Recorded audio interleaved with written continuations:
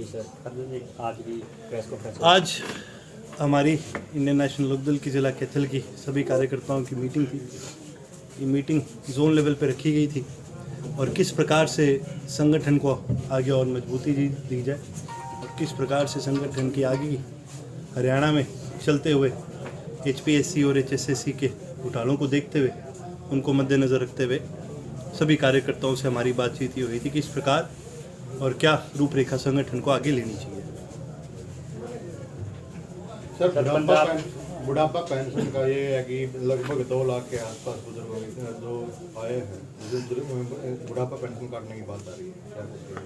देखिए, बहुत निंदनीय की बात है। सरकार को इस तरह का कानून बनाना ही नहीं चाहिए। बुजुर्गों को पेंशन इस बात के लिए नहीं दी जाती कि भी उनकी आमदनी कितनी है। बुजुर्गों को पेंशन इस बात के लिए दी जाती थी कि भी उनके परिवार में, उनके घर में, उनके मान सम्मान में कभी कमी ना आए। सरकार को एक बात बहुत अच्छी तरह से समझनी पड़ेगी।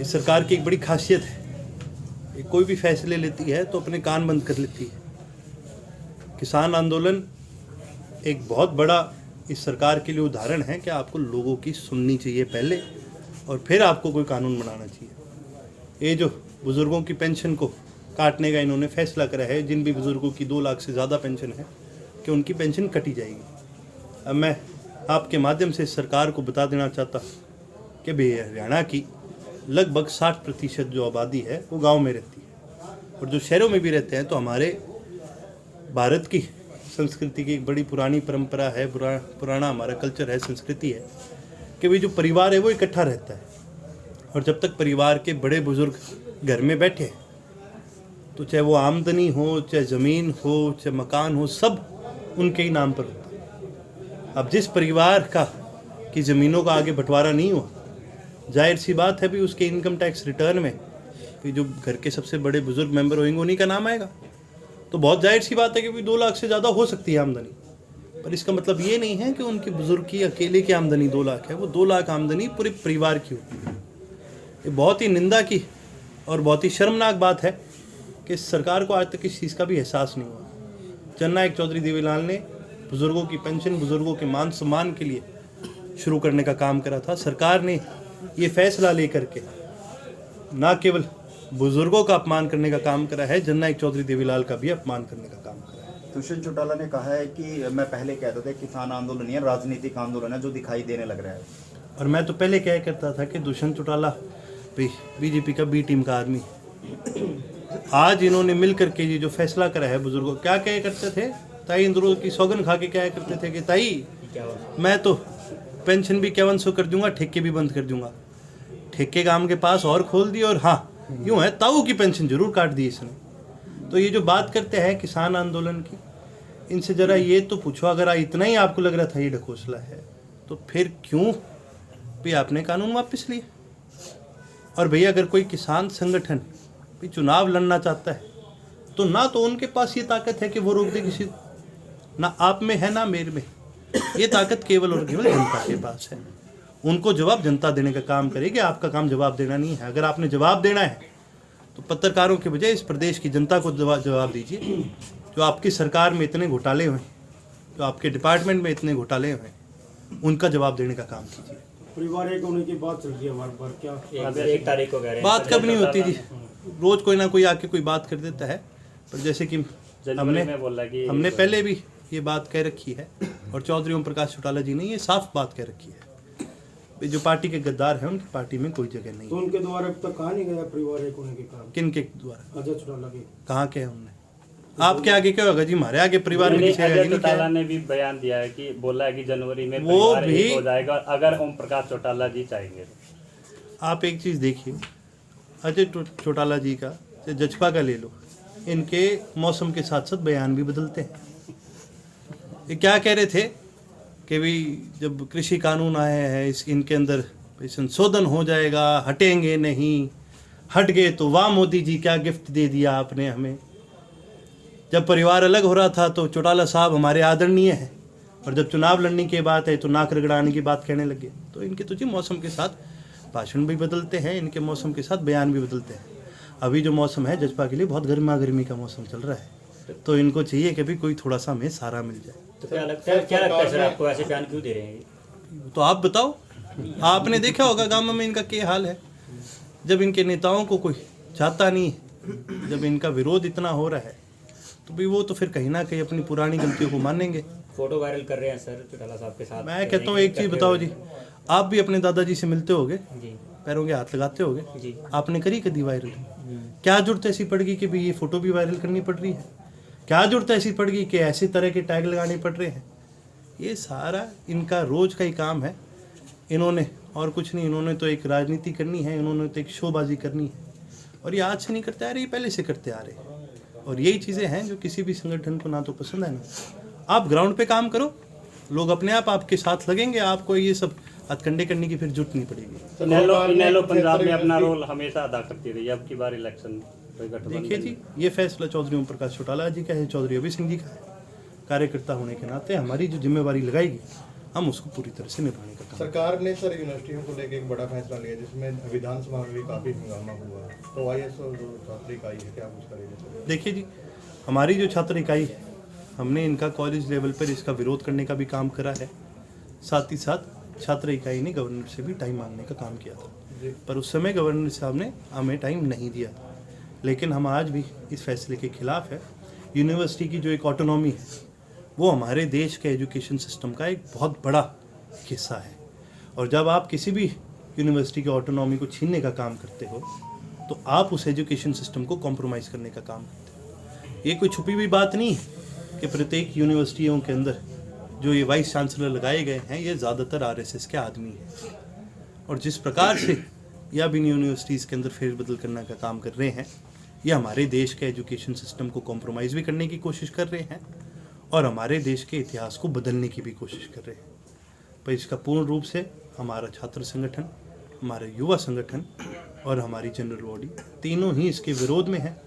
क्योंकि ऐसे डिसीजन से ना केवल देश के आज के युवा पे फ़र्क पड़ता है, पर ऐसे फैसलों से देश के आने वाले कल के युवा पर भी फ़र्क पड़ता है। सर, इलाहाबाद उपचुनाव में लगातार किसान नेता गुरनाम सिंह चढ़ूनी की जो वहाँ भूमिका रही, लगातार इनेलो के निशाने पर रही, लेकिन अब एक राजनीतिक पार्टी का गठन किया है। सर, क्या कहेंगे? देखिए, वो तो चढ़ूंगी साहब से आप पूछे भाई क्या उनके मन में मंशा थी, वो क्लियर कर देंगे आपको। भाई हमारे मन में जो बात थी, कोई अगर हमारे से कोई सवाल है तो मैं उसको पूरा जवाब दे सकता हूँ। जी, चढ़ूनी साहब क्या सोच के कोई फैसला लेते हैं, वो तो केवल और केवल वो जाने। हरियाणा सरकार द्वारा ओमिक्रॉन को लेकर गाइडलाइन जारी की है, लेकिन वहीं रैलियों की तैयारियां की जा रही है और आमजन कोई प्रोग्राम करता है तो उन पर रोक लगाई जा रही है, उसको लेकर क्या कहेंगे? ये पहली बार हो रहा है?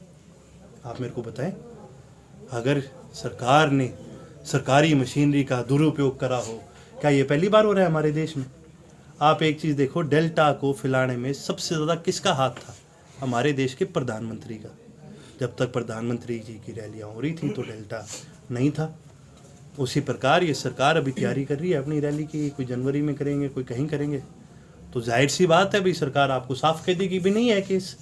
जब सरकार की पूरी हो जाएंगी तब भाई वो आपको भी पता है और मेरे को भी पता है, आम आदमी को इन्होंने मारना है। ना कोई अस्पताल पे जोर देते हैं, ना किसी और चीज़ पे जोर देते हैं। जो इंफ्रास्ट्रक्चर ठीक करना चाहिए, जो ऑक्सीजन प्लांट लगनी चाहिए, जिस प्रकार से भी वेंटिलेटर के थ्रू, क्योंकि एक वेंटिलेटर पे 4-4 लोगों को लगाया जा रहा था, उसकी वजह से जो ब्लैक फंगस फैला है उस पर कोई गौर नहीं करा। आओ करनाल सिविल हॉस्पिटल या हरियाणा के प्रत्येक सिविल हॉस्पिटल में चलो, क्या तैयारी करी गई है हाउस के अंदर, ये भी सरकार से सवाल पूछे गए थे। लेकिन ये सरकार इतनी निकम्मी सरकार है कि इन पे वो कभी जवाब नहीं दे पाई। और ये कहीं ना कहीं मैं तो मानता हूँ कि भी ये सरकार जो है, ये केवल और केवल अपने फ़ायदे में, चाहे इनको 1000 करोड़ लोगों की भी बलि देनी पड़े, ये सरकार इतनी बेशरम है, ये संगठन इनका इतना बेशरम है कि इनको इस बात का फ़र्क नहीं पड़ता। तो क्या सर मानते हैं वैक्सीनेशन को कि लेकर भी काफी घोटाले सामने आ रहे हैं? इसको वैक्सीनेशन को बिल्कुल है। आप एक चीज़ बता दो, सरकार कहती है कि कैथल में 100% वैक्सीनेशन होगी। मैं सिर्फ कैथल जिले की बात करूँ, अब मन पे हाथ रख के बताओ मेरे को कि कितनों ने कराई है। तो ये तो केवल और केवल सरकारी अफसर अपने आंकड़े पूरा करने का काम कर रहे हैं। वैक्सीनेशन अभी पूरी तरह से करी नहीं। तो कैसे अगर पूरी तरह से करी जाती तो ना ही ओमिक्रॉन का कभी इतना बड़ा डर होता, और अगर सही मन से करी जाती तो शायद हमारे देश में जो डेल्टा की वजह से जिन नागरिकों की मौत हुई है उनकी भी ना होती। सर, जिसकी आय 6 लाख से ज़्यादा है उसका ओबीसी आरक्षण खत्म करने का निर्णय लिया गया है। क्रीमी लेयर को कम किया? मैं पहले भी कहता आया हूँ कि भी ये सरकार जो है, ये हर तरीके से जो आम नागरिक को किसी को कोई ताकत मिलती है, उनकी ताकत को ये कम करने का काम कर रही है। ये कोई बड़ी बात नहीं है जब ये बुज़ुर्गों की पेंशन काट सकते हैं, जब ये गरीबों के गैस के सिलेंडर की सब्सिडी ख़त्म कर सकते हैं। आपको याद है क्या नारा लगाया था? आधे देश को कह करते थे आप अपनी सब्सिडी छोड़ दो तो मैं गरीबों को दे दूँगा। फिर उसके बाद जब लोगों ने अपनी सब्सिडी छोड़ दी तो इन्होंने गरीबों की भी लेने का काम करा। ये उसी तरह से आज ये 6 लाख से ज़्यादा पर काटने का काम करेंगे, फिर ये 4 पर ले आएंगे, फिर ये 2 पर लेंगे और फिर इस तरह से पूरी तरह से काटने का काम करेंगे। ये सरकार केवल और केवल अपनी खुद की सोच पर चलती है, ना तो ये जनता की सरकार है ना इस देश की सरकार है। सर कोरोना वायरस की बात करते हैं तो सरकार जो है अपने तरीके से, लोगों का कहना है, कई बार बात होती है कि अपने तरीके से लोग जो लॉकडाउन लगाती है अपने तरीके से ही कोई गाइडलाइन जारी करती है। क्या कोरोना वायरस है सर, या फिर सरकार जो है एक हथकंडा अपना रही है बहुत बड़ी लेवल पे? क्या बात करो, कोरोना वायरस है? आप उन परिवारों से पूछो जिन परिवारों में मृत्यु हुई है। ये किसने कह दिया कि कोरोना वायरस नहीं है? कोरोना वायरस तो बिल्कुल है, पर जिस तरह से सरकार हैंडल करती है वो एक बहुत गलत चीज़ है। वरना आप चलो, मैं कितने घरों में आपको दिखा दूँ जिनमें मृत्यु हुई है, उनसे एक बार पूछ के तो देखना कि जी कोरोना है कि नहीं है, वो आपको जवाब देंगे इस बात का। जिन परिवारों पे इतनी पीड़ हुई है, जिन परिवारों ने अपने सदस्यों को उनका दम घुटते हुए, उनकी मृत्यु होते हुए देखा है अपनी आंखों के सामने, और कई तो ऐसे परिवार हैं जिनमें एक बच्चा रह गया, पूरा का पूरे परिवार ख़त्म हो गया। आप कैसे कह सकते हो कि भी कोरोना नहीं है, ये सरकार के हथकंडे हैं? ये कोरोना है और सरकार की नाकामी भी है। सर कई ऐसे टेस्ट हुए हैं सर, एक ही टाइम पर 2 बंदों की एक पॉजिटिव रिपोर्ट आ रही है, एक नेगेटिव रिपोर्ट आ रही है सर। फिर वही बात, अब कैथल वाली आपने जैसे बात करी वैक्सीनेशन की, मैं आपको बता रहा हूँ, आप मेरे को बता दो पूरे कैथल में 100% हुई है कि नहीं? ये केवल और केवल अपने कागज़ पूरे करने का काम करती है सरकार। कागज़ पूरे करने का मतलब ये नहीं है कि काम ढंग से कर रही है। सर एक लास्ट क्वेश्चन है, युवाओं को कौशल विकास के माध्यम से नाम दर्ज करवाने और रोजगार देने की बात सरकार कह रही है। ऑलरेडी पहले से ही एम्प्लॉयमेंट न्यू एक्सचेंज के द्वारा बच्चों को रोजगार दिया जा रहा था, उनको भत्ता दिया जा रहा था। सरकार इस पे क्या यू टर्न ले रही है? आप एक चीज़ देखो भाई, एम्प्लॉयमेंट देने के लिए नाम और रजिस्ट्रेशन कराना चलो ठीक है, बढ़िया बात है, पर अगर एम्प्लॉयमेंट ही देनी थी तो जो पेपर लीक हो रहे हैं इतने सारे, उस पर भी तो रोक लगाई जा सकती थी। अगर एम्प्लॉयमेंट देनी होती तो आज हरियाणा प्रदेश 35% से ज़्यादा अनएम्प्लॉयमेंट। उससे भी आपको चौंकाने वाली एक बात बताता हूँ, जब चौधरी ओम प्रकाश चौटाला जी मुख्यमंत्री थे, लास्ट दिन जब वो मुख्यमंत्री थे, तो हरियाणा प्रदेश का बजट, हरियाणा प्रदेश का रिजर्व पैसों का 600 करोड़ सरप्लस में था। यानी आने वाली सरकार को चौधरी ओम प्रकाश चौटाला जी 600 करोड़ रुपए इस प्रदेश की सरकार के खाते में दे करके गए थे। आज हरियाणा प्रदेश का जो फाइनेंशियल जो सिचुएशन है, 2 लाख करोड़ के कर्जे में है। 2 लाख करोड़ का कर्जे का मतलब है आपके ऊपर भी और मेरे ऊपर भी, इस प्रदेश के प्रत्येक युवा के ऊपर, प्रत्येक नागरिक के ऊपर, इस प्रदेश के हर नागरिक के ऊपर 2 लाख रुपए का कर्जा है। ये सरकार रोजगार दे रहे ना दे रही ये मेरे को नहीं पता, पर इस सरकार से सवाल करने वाला ये है कि जो आपके ऊपर जो कर्जा लगाया है इस सरकार ने 2 लाख रुपए का, फिर वो किस प्रकार से पूरा करेगी? धन्यवाद। धन्यवाद। जी सर, आज भी प्रेस कॉन्फ्रेंस आज